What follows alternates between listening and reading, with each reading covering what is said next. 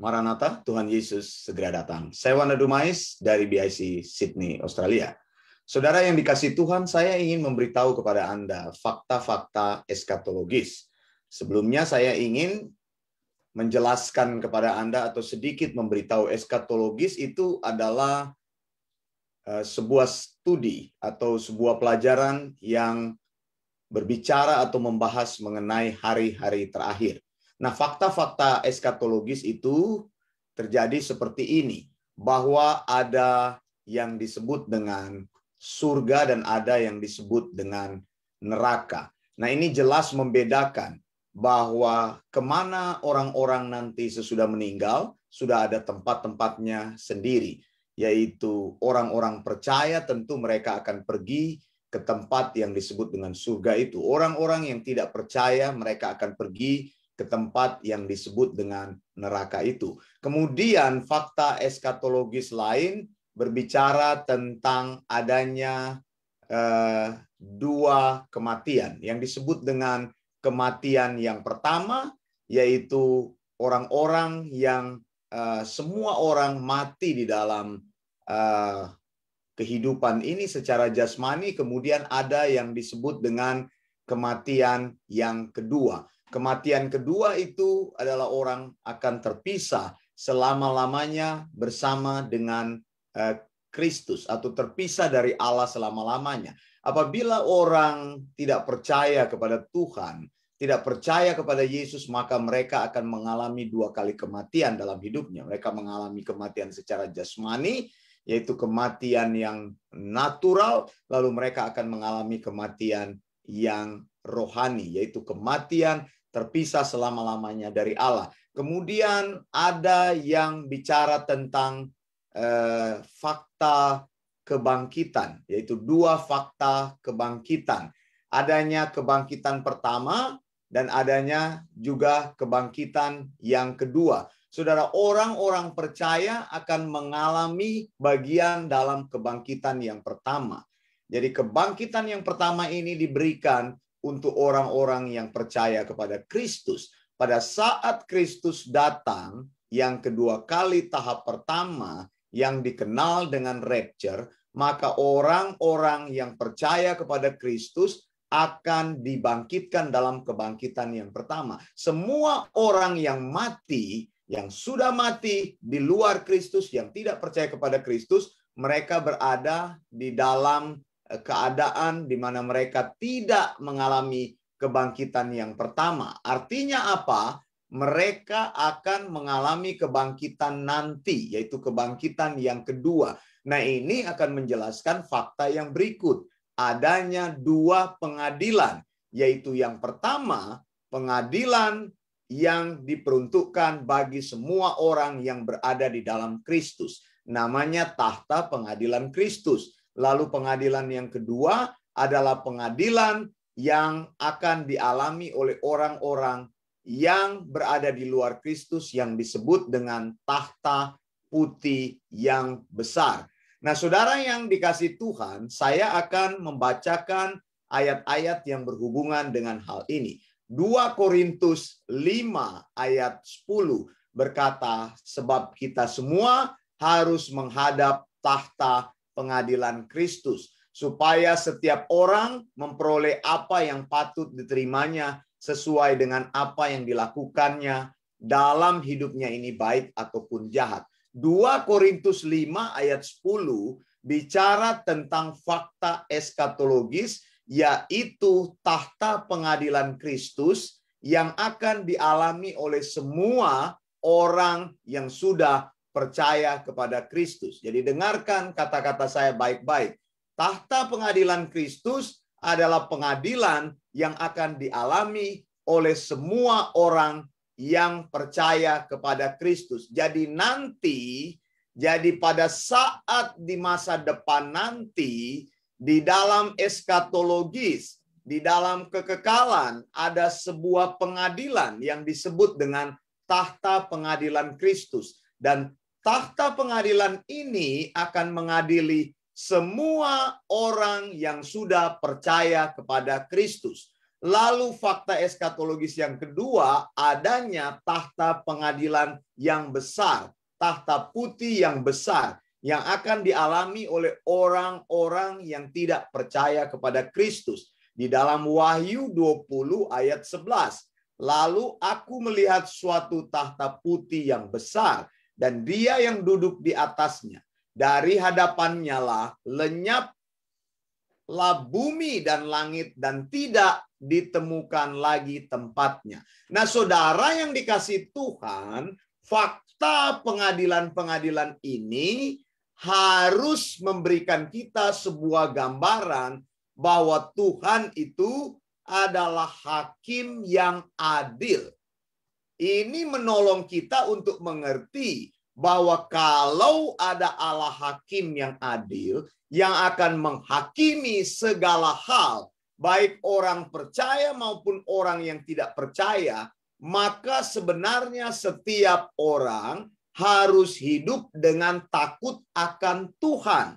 Nah, saya mau memberitahu bagi orang percaya, takut akan Tuhan ini bersifat respek, bersifat pengagungan, bersifat satu penghargaan kepada Allah yang maha tinggi. Maksudnya apa, saudara? Kita seharusnya respek kepada Tuhan, kita seharusnya gentar kepada Tuhan, kita seharusnya takut kepada Tuhan sebagai orang percaya, karena kita sudah diselamatkan bahwa satu hari kelak Tuhan akan menghakimi setiap perbuatanmu, setiap motivasimu, setiap pikiranmu, setiap kata-katamu, dan setiap tindakanmu. Dan maksudnya apa? Ketika ada tahta pengadilan Kristus, setiap orang yang percaya kepada Kristus akan dihakimi Tuhan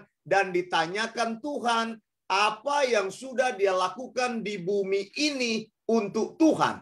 Yang paling penting adalah Tuhan menginginkan setiap orang yang percaya karena ada tahta pengadilan Kristus ini untuk berbicara, untuk meyakinkan setiap orang yang belum percaya kepada Kristus akan pentingnya Injil Kristus yang menyelamatkan itu.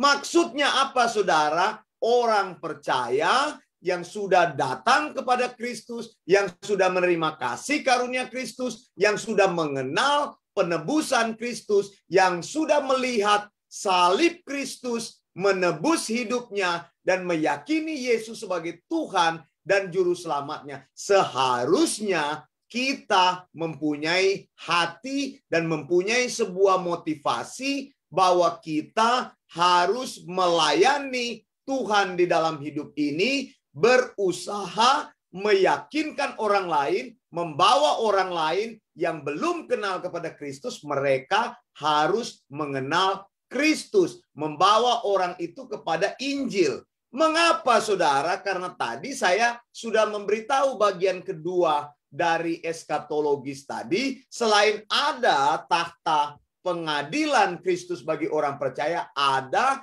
yang disebut tahta putih yang besar. Tahta putih itu diperuntukkan bagi orang yang tidak percaya. Artinya begini, saudara, karena ada pengadilan yang hebat itu, di mana Sang Maha Adil, hakim yang luar biasa itu akan menghakimi semua orang yang tidak percaya di tahta putih yang besar. Dan ini merupakan tahta putih yang menjadi tahta kengerian. Karena setiap orang akan diputuskan bersalah karena mereka tidak mengenal Yesus. Dan mereka tidak mau menerima Yesus, mereka menolak kepada Yesus, mereka acuh tak acuh selama hidup akan berita keselamatan itu, maka ini akan menjadi sebuah kengerian yang besar. Mengapa setelah Tuhan memutuskan hukumannya di tahta putih yang besar untuk orang yang tidak percaya, maka semua mereka akan mengalami sebuah kematian yang mengerikan, selama-lamanya akan dilenyapkan dari hadapan Allah. Dan ini ini seharusnya membuat sebuah kengerian yang mendorong orang percaya untuk berusaha memenangkan orang lain bagi Injil Tuhan. Karena apa? Karena kita takut supaya mereka jangan jatuh kepada tahta putih yang besar itu. Maksudnya apa, saudara? Kalau ada orang yang tidak percaya yang kita pikir, oh nanti mereka akan masuk kepada tempat kengerian karena dihakimi Tuhan. Kita tidak boleh bersorak-sorai dan senang. Biar aja orang itu. Karena dia jahat selama hidupnya. Karena orang itu bebal, tidak mau dengar Injil. Karena orang itu betul-betul menutup hatinya bagi Injil. Karena orang itu melecehkan Kristus. Karena orang itu tidak mau mendengar akan Kristus, bahkan membenci akan iman Kristus, biar aja dia mati di neraka jahanam itu, biar aja dia dilenyapkan Tuhan selama-lamanya, biar aja dia tahu nanti ada tahta putih yang besar yang akan menghakimi dia, dan dia tahu bahwa nanti Tuhan akan menimpakan semua celaka dan murkanya terhadap dia. Saudara, tidak boleh begitu. Justru Alkitab katakan bahwa karena ada tahta putih yang besar yang akan menghakimi orang yang tidak percaya, maka ini memotivasi setiap kita, setiap orang di dalam Tuhan untuk berusaha memenangkan orang lain kepada Injil Kristus. Amin, saudara. Apakah engkau punya motivasi itu? Apakah engkau punya kerinduan itu? Karena tadi saya bilang selain tahta putih yang besar, ada juga tahta pengadilan Kristus. Tahta ini akan menghakimi setiap motif, setiap pikiran, setiap kata-kata, setiap perbuatan orang percaya. Bahwasannya kita orang percaya bukan menjadi orang percaya yang santai-santai saja. Tuhan akan bertanya kepadamu, mengapa engkau tidak menginjili si Anu selama engkau ada di muka bumi ini? Mengapa engkau hanya hidup untuk dirimu sendiri? Mengapa engkau hanya mengasihani dirimu sendiri? Mengapa engkau tidak memberitakan Injil kepada dia? Padahal engkau adalah orang yang sudah menerima kasih karunia Tuhan. Mengapa engkau tidak memandang dirimu sebagai orang yang sebenarnya tidak layak terima kasih karunia, yang seharusnya engkau membagikan kasih karunia Tuhan kepada orang lain yang belum mengenal akan Tuhan. Jadi saudara, 2 Korintus 5 ayat 10 ini berbicara kepada kita karena kita satu kali akan dihakimi oleh Tuhan di tahta pengadilan Kristus sebagai orang percaya. Selama hidup kita di muka bumi ini masih ada umur, kita harus berusaha meyakinkan orang, membawa orang kepada Kristus. Motivasinya adalah apa? Karena kita takut, kita gentar, kita hormat, kita mengagumi Allah yang besar itu adalah Allah hakim yang adilnya akan menghakimi kita satu kali kelak. Jadi walaupun kita sudah diselamatkan, kita juga akan dihakimi. Cuma pengadilannya beda, namanya tahta pengadilan Kristus. Orang yang tidak percaya akan dihakimi di tahta putih yang besar. Jadi saudara, salib Kristus itu bukanlah sebuah hak istimewa untuk orang percaya. Hanya kita sendiri yang menerima keselamatan itu. Hanya kita sendiri yang mengalami keselamatan itu. Tapi karena ada tahta pengadilan Kristus, kita harusnya membawa orang kepada Injil Kristus. Dan digerakkan oleh motivasi yang benar bahwa pelayanan yang kita lakukan, penginjilan yang kita lakukan, membawa orang kepada Kristus, digerakkan oleh motivasi karena kita cinta Kristus, bukan membawa orang kepada dirinya sendiri, bukan supaya jadi populer, bukan supaya jadi jemaatnya besar, bukan supaya kalau saya menginjil uang saya jadi banyak, supaya saya jadi kaya, supaya saya jadi terhormat. Bukan itu. Banyak orang mau menjadi pelayan Tuhan karena mereka mau menjadi terhormat. Banyak orang sekarang berubah dari pebisnis jadi hamba Tuhan karena mereka tahu di dalam gereja Tuhan itu, pelayanan Tuhan itu bisa menghasilkan uang uang yang banyak dan tidak bisa membayar atau tidak pernah membayar pajak. Ya, mereka tipu-tipu jemaat dengan persepuluhan itu. Mereka tipu-tipu jemaat dengan persembahan buah sulung. Supaya mereka jadi kaya. Jadi akibatnya banyak hamba Tuhan yang kaya sekali. Mereka punya mobil yang mewah, rumah yang mewah, bepergian ke luar negeri, bisa sekolahkan anak ke luar negeri dengan uang-uang jemaat. Karena apa, saudara? Motivasinya salah melayani Tuhan. Motivasi melayani Tuhan digerakkan oleh takut akan Tuhan, oleh gentar akan Tuhan, bahwa Allah akan menghakimi motivasiku, pikiranku, Allah akan menghakimi kata-kataku, Allah akan menghakimi semua perbuatanku. Satu kali kelak di tahta pengadilan Kristus. Karena itu aku menjadi gentar, aku melayani Tuhan, aku harus memenangkan orang bagi Tuhan. Saudara, jadi hamba Tuhan itu bukan cari-cari pekerjaan. Karena tidak lulus, mau ikut saringan pegawai negeri, tidak lulus, mau masuk di universitas karena kompetisinya banyak, karena pikirannya bodoh, tidak mau belajar apa-apa, lalu masuk hamba Tuhan. Jadilah hamba-hamba Tuhan yang bodoh, tidak mau belajar, lalu tipu-tipu jemaat di situ. Bukan itu, saudara. Ini bicara tentang semua orang yang sudah percaya kepada Tuhan, karena ada kengerian, yaitu tahta pengadilan Kristus. Maksud saya tahta putih yang besar yang akan menghakimi orang yang tidak percaya. Maka hati kita digerakkan untuk melayani Tuhan. Hati kita digerakkan mengasihani orang-orang yang belum percaya. Dan kita memberitahukan mereka akan Kristus. Saya selalu katakan, beritakanlah firman Tuhan itu. Seperti kata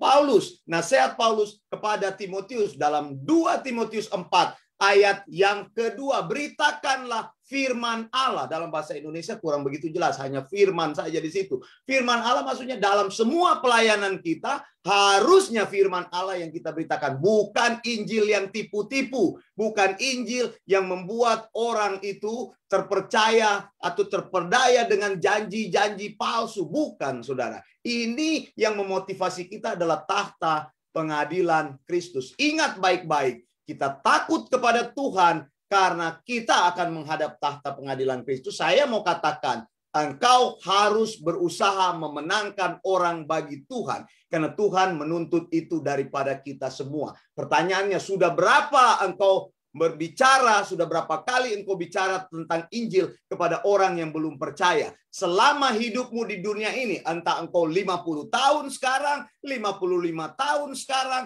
entah engkau 60 tahun sekarang, 65 tahun, 70 tahun, 40 tahun, 35 tahun, 20 tahun, selama engkau percaya kepada Kristus, apakah engkau sudah bicara tentang Injil Kristus kepada orang yang belum mengenal Tuhan? Kalau engkau tidak pernah bicara tentang itu, tidak pernah melayani Tuhan, tidak pernah tergerak hatimu untuk membagikan firman Tuhan, maka engkau bukanlah orang Kristen. Saya mau katakan hari ini dengan tegas, engkau hanya hidup untuk dirimu sendiri. Engkau tidak mengerti bahwa ada tahta pengadilan Kristus. Tuhan akan menghakimi setiap motivasi, setiap kata-kata, pikiran, tindakan, ataupun yang kita buat selama di dunia ini. Jangan engkau pikir karena engkau sudah percaya, engkau terlewat dari itu. Tidak. Ada pengadilan tahta Kristus yang akan menghakimi orang percaya, dan ada tahta putih yang besar yang akan menghakimi orang yang tidak percaya. Karena kengerian itu mendorong kita mengasihi mereka untuk memberitahukan bahwa hanya salib Kristus yang menyelamatkan, hanya pengorbanan Kristus yang menyelamatkan. Yesus Kristus adalah satu-satunya Tuhan yang benar. Saya Wanda Dumais dari BIC Sydney, Australia. Maranatha, Tuhan Yesus segera datang. Blessings.